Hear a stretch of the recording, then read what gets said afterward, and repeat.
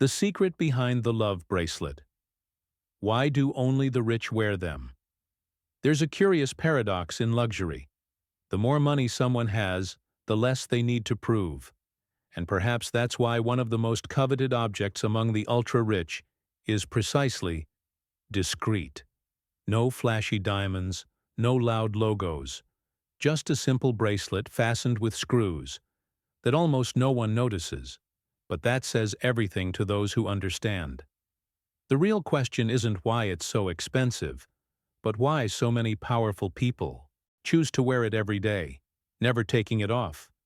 Most people believe that wealth is about showing off. Flashy cars, extravagant clothes, obvious signs of success. But this belief falls apart when you observe how the truly wealthy behave. They don't chase approval. They don't constantly change symbols, and they don't need to explain their choices. The love bracelet fits in exactly there, not as jewelry, but as a silent statement. A constant reminder of commitment, consistency, and identity. And here's the counterintuitive statement that almost no one accepts at first. This bracelet isn't about romantic love, nor about fashion. It's about mindset, about deciding on something and sticking to that decision for years, even when no one is watching. If you've ever wondered why some people seem to evolve consistently while others keep starting over from scratch, perhaps the answer lies less in money and more in the symbols they choose to carry. The unexpected story of the love bracelet and the absurd reason for its creation. It wasn't born as an ordinary piece of jewelry, one of those made just to adorn the wrist. The love bracelet emerged in the late 1960s during a cultural shift when everything screamed freedom. But some sought the exact opposite: commitment. The idea was simple and, at the same time, disconcerting. To create an object that symbolized a bond so strong that it couldn't be easily broken. And that's where the audacity came into play. No discreet clasp. The bracelet would literally be locked. A gesture that seemed excessive became a silent declaration of power and intention. The curious detail is that whoever conceived this wasn't thinking about ordinary couples, but about people who already lived on a different level of choices. At that time, the Maison Cartier, he understood something few others realized. Luxury isn't just about price, it's about narrative. Creating a bracelet that requires a key to put on was almost a manifesto against disposability. While the world accelerated, he demanded permanence. It's like buying a mechanical watch when everyone is rushing to digital. It's not about function, it's about the message. And here comes the absurd part that makes it all work. The love bracelet was designed to be uncomfortable to take off. It disturbs the idea of easy switching, of coming and going as needed. Those who wear it accept this silent rule, almost a personal pact. It's similar to investing years in the same project while everyone jumps from opportunity to opportunity. Few have the patience for that. And this initial discomfort, curiously, is what begins to separate those who merely admire it from those who truly belong to this universe. Something that becomes even clearer when you look at the design itself. The design that locks. Why the bracelet was made to be locked. At first glance, the design seems almost too simple. Clean lines, oval shape, nothing flashy. But that's where the elegant trap lies. The love bracelet was designed to fit the wrist permanently, almost anatomically, and not as an accessory that comes and goes according to mood. The screw is not an aesthetic detail, it's the heart of the idea. It requires intention, time, and above all, someone on the other side. Alone you might try, but you quickly realize that it wasn't made for haste. This concept speaks directly to the logic of silent luxury, something that Cartier, it's masterful like few others. Those who understand. Those who don't find it strange. The screw creates an obligatory pause, a small ritual. It's similar to writing goals by hand instead of just thinking about them. When you go through the process, the commitment changes level. The object ceases to be an ornament and becomes a decision. And decisions, as life teaches, are not usually reversible without cost. The most curious thing is that this locking up isn't just about romantic love. It's about identity. By accepting to wear something that doesn't come off easily, a person communicates discipline, consistency, and even self-control. It's like choosing a leaner lifestyle even though they could indulge. It's not a limitation, it's a conscious choice. And it's precisely this choice that begins to reveal an invisible code. A symbol that doesn't shout status, but whispers something that only a few can decipher. The secret symbol that only millionaires understand. There's a detail that almost no one mentions, but those at the top notice from afar. The love bracelet wasn't made to impress onlookers, but rather to communicate with those who recognize it. It doesn't shine as it should. It doesn't boast enormous stones. It doesn't scream price. On the contrary, it goes unnoticed by most. And that's precisely where the secret symbol lies. Among millionaires, true luxury is being identified without needing to explain oneself, like a silent code among equals. This type of object functions as a social password. Those who understand know that the bracelet represents constancy, time, and permanence, rare things in a world addicted to novelty. Cartier hit the nail on the head by creating something that doesn't depend on external approval. It's like someone who prefers to invest in businesses that are predictable for years, instead of quick and flashy bets. From the outside, it seems ordinary. On the inside, it's pure strategy. And those who live like that end up recognizing each other without exchanging a word. In practice, this explains why so many wealthy people wear the love bracelet every day, never taking it off. It becomes part of their identity, almost like a physical reminder of who that person has chosen to be. A simple example. Think of someone who wakes up early, works out, reads good books, and maintains the same routine for decades. It's not glamour, it's discipline. The bracelet communicates exactly that, and prepares the ground for something even more subtle, when status ceases to be visible and begins to be felt.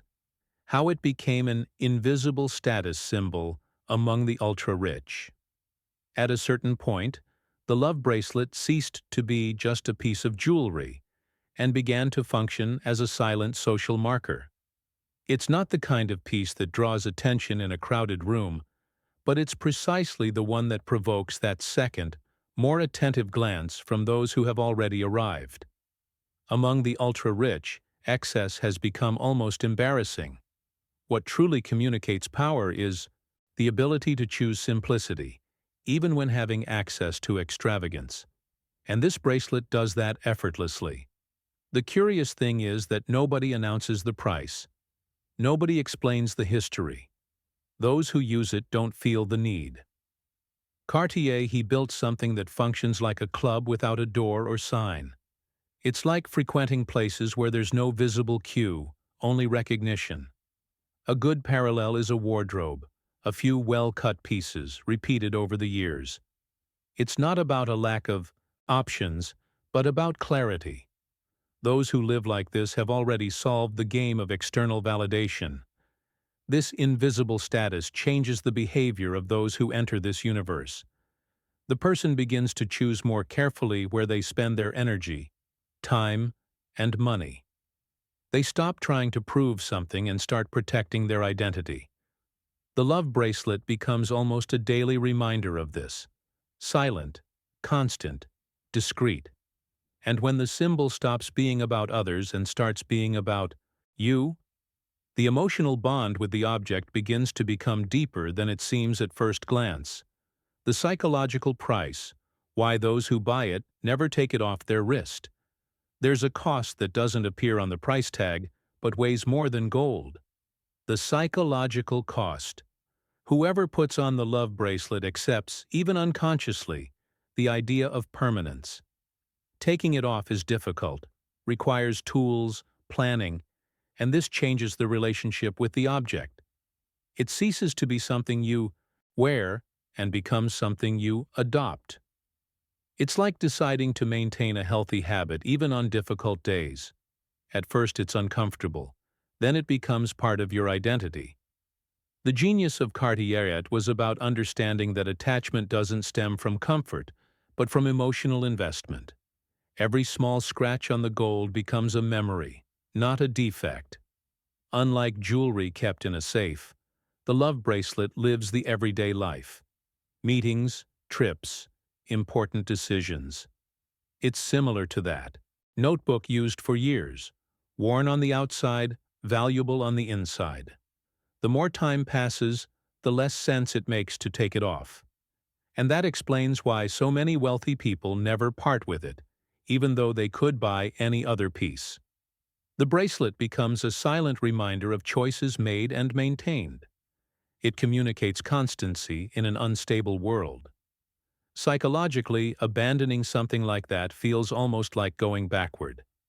And when an object comes to represent discipline, commitment, and continuity, it ceases to be a luxury and begins to become a personal milestone, something that sets the stage for an even more exclusive game.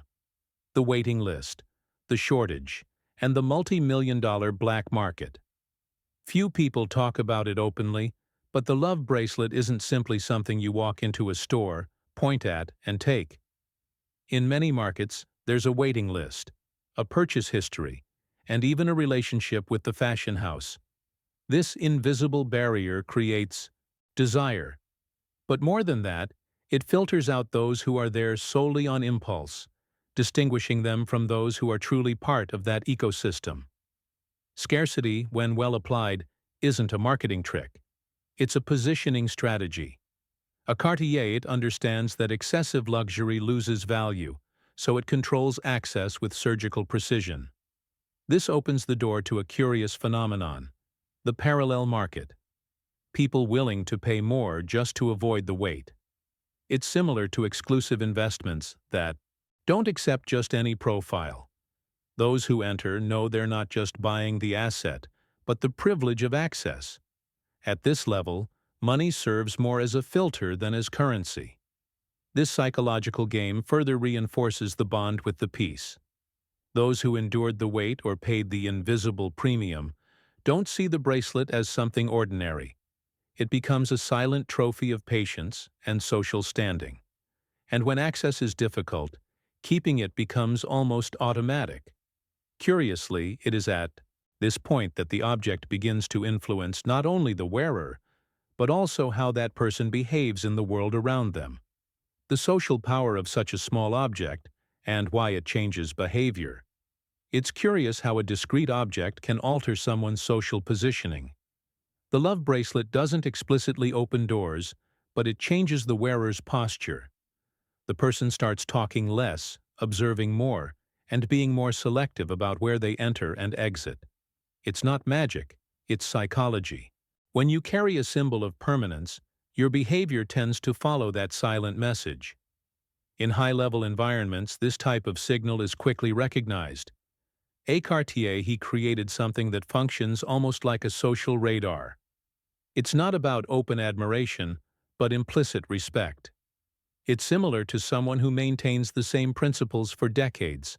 They don't need to convince anyone. Their consistency speaks for itself. The bracelet simply materializes this constancy in the form of an object. In practice, this influences everyday decisions. Those who see themselves as consistent tend to make longer-term commitments, invest their time better, and avoid impulsive actions. A simple example: fewer unnecessary exchanges, more depth in choices, whether in relationships, business, or habits. And when a small symbol begins to shape major behaviors, it makes it clear that there is something bigger behind this story. The cultural impact, from romantic love to the identity of billionaires. Initially, the love bracelet spoke of romantic love, of the bond between two people. Over time, this narrative matured and shifted. It came to represent commitment to oneself, to choices made and maintained over the years. Instead of promising something to another, The bracelet began to remind the wearer of who they decided to become. It's a silent but profound shift, typical of someone who no longer lives to prove anything. This cultural shift doesn't happen by chance. Cartier understood that true luxury accompanies the evolution of thought. Among billionaires, love and identity blend with legacy, discipline, and long-term vision. It's like exchanging grand pronouncements for consistent actions. The symbol remains, but the meaning deepens. The bracelet ceases to be a gift and becomes a personal signature. Today, it appears on wrists that don't seek to tell stories of romance, but of constancy. People who build empires the same way they build their own routines. One day after another, without haste, without fanfare. And when an object transcends decades without losing relevance, it's because it touches something essential. Perhaps that's precisely the most interesting point of this whole story. Something that, ultimately, the love bracelet was never just about luxury, gold, or status. It's a mirror, a silent reminder of how each person deals with commitment, consistency, and long-term choices. The question isn't whether you would wear one on your wrist, but whether you act in your life with the same level of consistency. How many projects have you started full of enthusiasm and abandoned when they lost their initial spark? Now think calmly. Where have you been changing too much? Ideas, routines, plans, identities? People who build something solid, be it wealth, reputation, or inner peace, don't spend their time jumping from symbol to symbol. They choose, sustain, and repeat. Perhaps true luxury isn't having more options, but having enough clarity, not to need them all the time. So here's the invitation. Observe the symbols you carry, the habits you repeat, and the decisions you make when no one is watching. What are you building in silence? If this content made you reflect, provoked you, or opened a new perspective, subscribe to the channel and turn on notifications. Here, the conversation goes beyond the obvious and continues exactly where most people leave off.